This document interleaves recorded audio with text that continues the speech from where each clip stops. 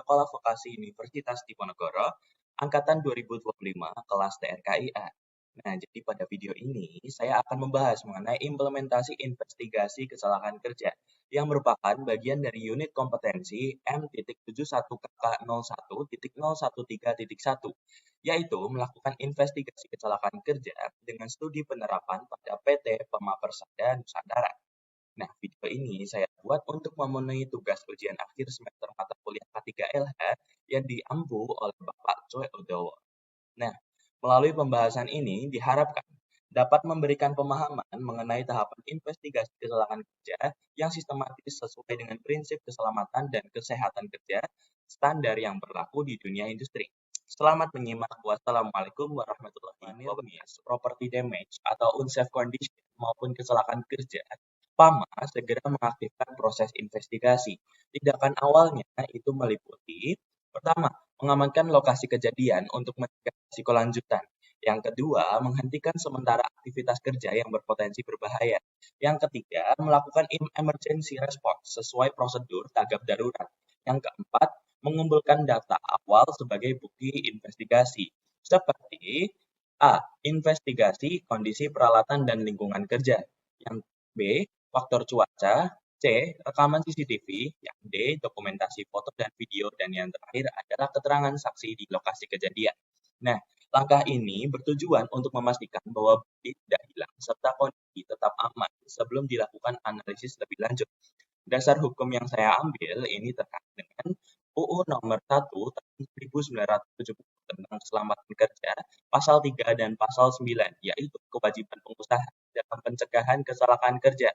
Lalu yang kedua, ada peraturan pemerintah nomor 50 tahun 2012 tentang SMK 3, yaitu yang mewajibkan pengendalian insiden dan pencatatan kecelakaan kerja untuk mengidentifikasi akar penyebab atau root cause atau kecelakaan, yaitu analisis tidak hanya berfokus pada kesalahan individu, tetapi juga kegagalan sistem dan pengendalian resiko. Metode analisis yang digunakan antara lain yaitu 5W analisis untuk menelusuri penyebab mendasar secara berlapis. Lalu yang kedua, ada HIRA atau Hazard Identification and Risk Assessment untuk mengidentifikasi bahaya, menilai tingkat resiko, serta mengevaluasi efektivitas pengendalian yang telah diterapkan. Lalu, hasil analisis ini akan digunakan untuk menentukan apakah kecelakaan disebabkan oleh seperti kegagalan prosedur kerja atau ketidaksesuaian alat atau lingkungan, lalu faktor manusia atau human error, lalu atau kelemahan sistem manajemen K3. Nah, pendekatan ini memastikan bahwa tindakan perbaikan yang diambil bersifat preventif dan berkelanjutan, bukan hanya korektif. Nah, standar terkait yang saya gunakan itu ada pada ISO 45001-2018 klausul 10.2, yaitu terkait insiden non-conformity dan corrective action, jamin objektivitas dan kelengkapan analisis. Tim ini terdiri dari yang pertama HSE Department, berperan sebagai investigator utama yang memimpin proses investigasi serta memastikan kesesuaian dengan standar K3. Lalu yang kedua ada supervisor area, yaitu yang berfungsi untuk memberikan informasi kondisi operasional, aktual, dan kronologi kegiatan kerja saat kejadian berlangsung. Yang ketiga itu ada maintenance department, yaitu untuk menyediakan data teknis terkait kondisi, riwayat perawatan, dan kelayakan peralatan yang terlibat.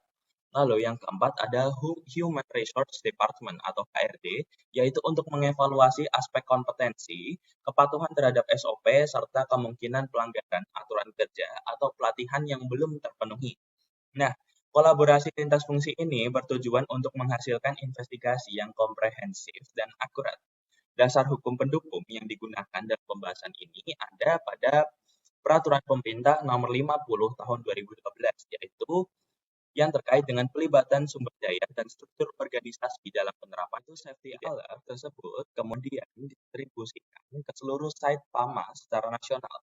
Lalu yang kedua digunakan sebagai materi safety briefing pada shift berikutnya. Lalu yang ketiga dijadikan dasar untuk A. Perbaikan dan pembaruan SOP, B. Penambahan atau penyesuaian permit to work atau PTW. Lalu yang terakhir itu adalah peningkatan kontrol resiko dan pengawasan kerja. Tahap komunikasi ini sangat penting untuk memastikan bahwa pembelajaran dari kecelakaan kerja dapat diterapkan secara luas dan mencegah kejadian serupa di masa depan.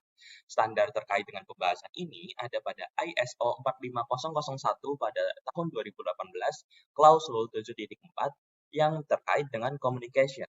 Dan yang kedua, itu menggunakan peraturan pemerintah nomor 50 tahun 2012 yang terkait dengan pemantauan, evaluasi, dan peningkatan kinerja K3.